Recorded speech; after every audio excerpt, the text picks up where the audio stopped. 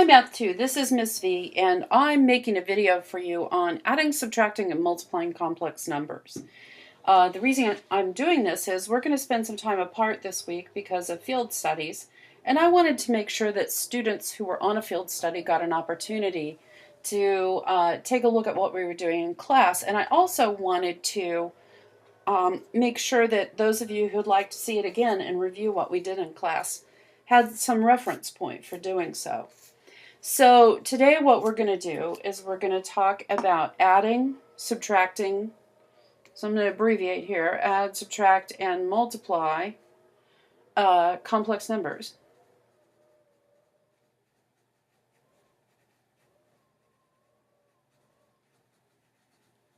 But before we start adding and subtracting them and multiplying them, I think we should talk about what one is. So if we could go back to a reference point last year, we used the quadratic formula to solve for the roots of quadratic equations. And when we did, we noticed that at some point we got something that looked like this. 1 plus or minus, oh excuse me, that's a 2. 2 plus or minus the square root of negative 4 all over 2. And we went, oh no, I can't do this. There's no real number that when multiplied times itself gives me negative 4, so I'm stuck. And then we acknowledged that a mathematician came along and was similarly stuck in this way and chose to define, and I think that guy was Rene Descartes, but I'm not sure. But he chose to define the square root of negative 1 as I, and he said this is the imaginary unit. So this freed us up to go ahead and simplify this square root of negative 4 like this.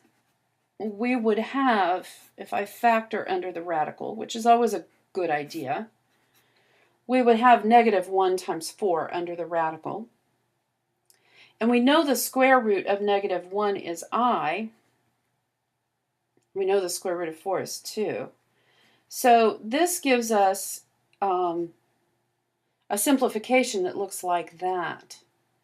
But I happen to notice that I can simplify this further by distributing the 2 in the denominator, and I get 1 plus or minus I, and we know that's two numbers, 1 plus I and 1 minus I. And now all of a sudden we have a number that's called a complex number, and the reason it is because this is a real component, this is an imaginary component, and together, when we have those in one number, oh, excuse me, when we have those in one number, we call those complex numbers. So complex numbers are really fairly handy, and being able to do arithmetic with them is kind of a necessary skill for us going forward as we study quadratics and polynomial functions. So let's take a look. Remember, I started out by saying our task here was to learn how to add, subtract, and multiply complex numbers. So I'm going to do a couple of examples for you. The first one is going to be an addition problem where I take this number I have right here, 1 plus I, and let's add to it 3 plus 6i. So when we add complex numbers, we simply add the real component. So 1 plus 3 is 4. And then we add the imaginary component. I plus 6i gives us 7i. And it's really as straightforward as that. Subtraction works the same way.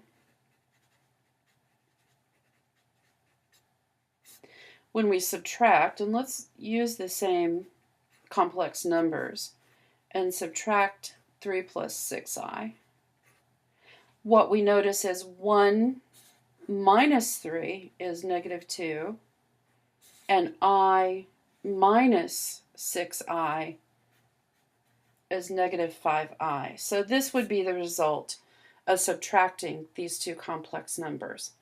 And like I said before, that's pretty straightforward. Let's try and multiply them though, because multiplication is a little more sophisticated. So let's say we want to multiply 1 plus I times 3 plus 6I.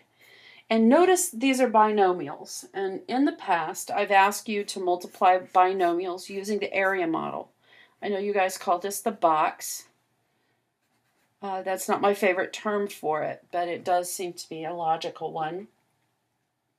And if I multiply and find the area of each one of these component squares or rectangles, and then I add them all together, I'll essentially have the area of the whole big thing. And that will be the result of my multiplication. So 3 times 1 is 3. 1 times 6I is 6I.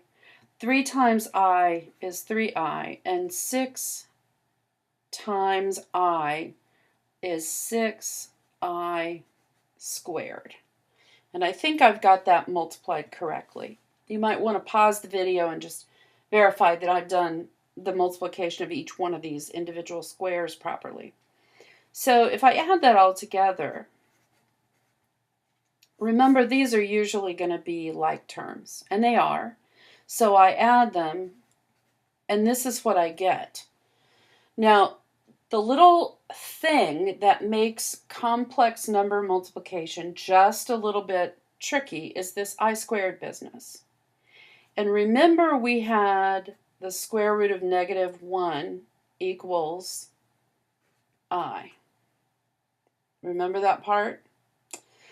Well, how we got there was we started out with I squared being equal to -1. Now, let's go this direction for a moment, shall we? If I start with this equation, and I take the square root of both sides, the square root of I squared is I, and the square root of -1 is the square root of -1. So this is a very special relationship that we need to kind of remember. Not kind of remember. We need to really remember. Is that I squared will always be equal to -1. So if I've got an I squared right there, I can substitute, and I'm actually going to erase that I squared and put in a -1.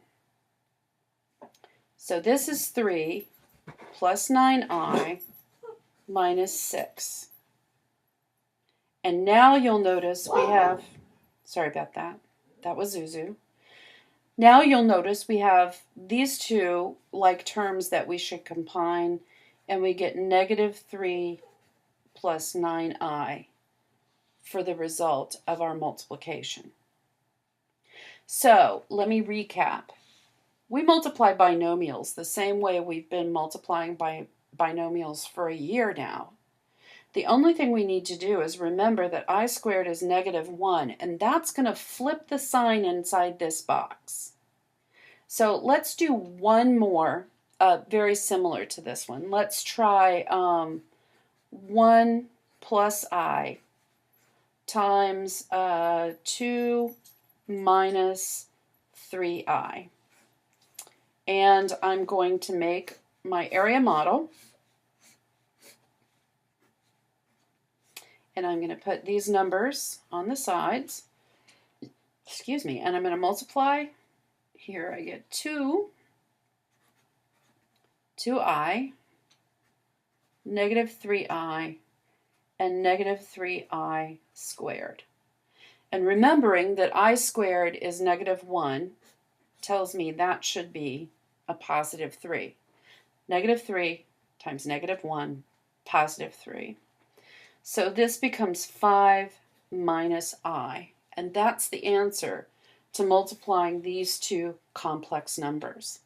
So I've given you some practice for homework. Make sure that you ask good questions about your homework and that you feel like you understand this because we're going to be using it a lot this year. Thanks, Math 2.